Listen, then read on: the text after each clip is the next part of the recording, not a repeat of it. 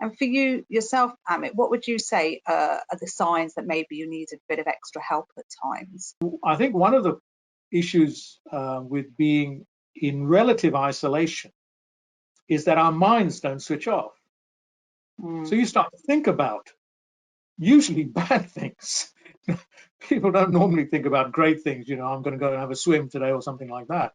You start to think of the more negative things because your overall context, especially if you watch a lot of television, as I do, television news and so on, is uniformly bleak. So all sorts of irrational fears come into your mind, which normally you wouldn't entertain.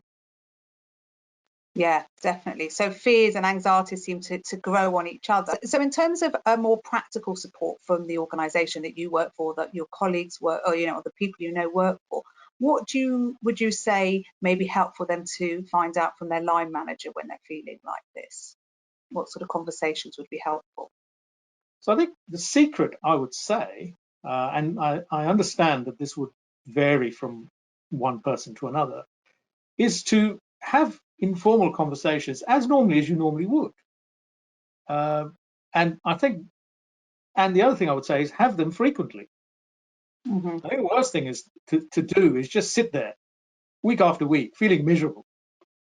And then when you're really feeling down, suddenly to phone a colleague or your boss or whoever it might be and share those views then. I think the real secret is to keep in relatively regular touch, because that's the key, I think, to maintaining a degree of normality rather than let things just drift.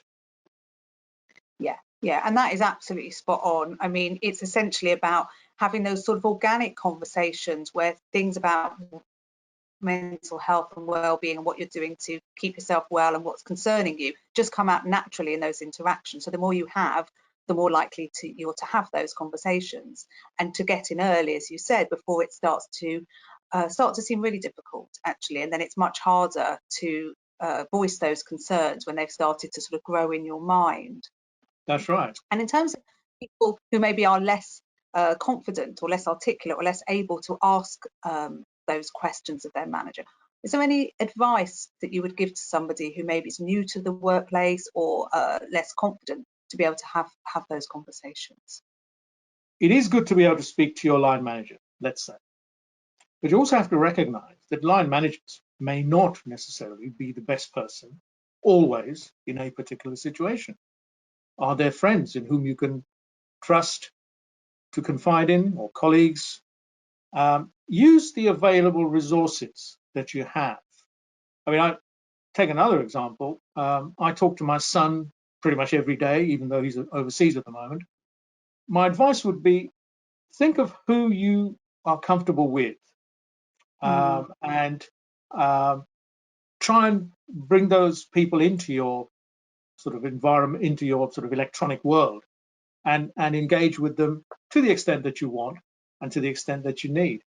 And the other thing I would say is you might be able to help them. I mean, it's not always two-way, it's not always a one-way thing. You may be able to help them. So I'm really glad to hear from you today, Amit. I think you've really given some great tips for our colleagues and employers who listen to this. Thank you very much. Good talking to you, Abigail. Thanks a lot. Bye. Bye.